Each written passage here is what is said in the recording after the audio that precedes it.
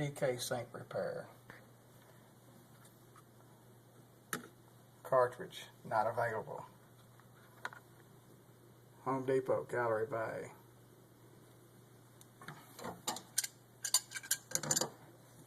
Remove said cartridge.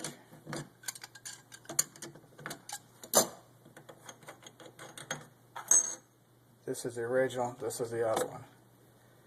The only difference is the two little nipples on the end. This is smaller. This is larger.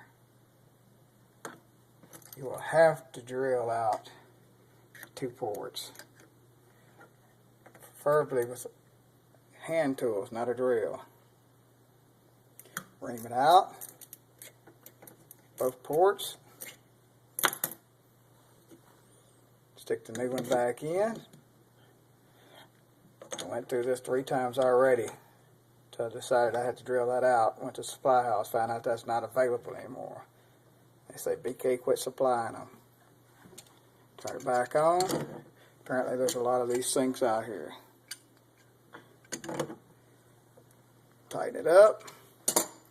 Voila, you're finished. Put it back together.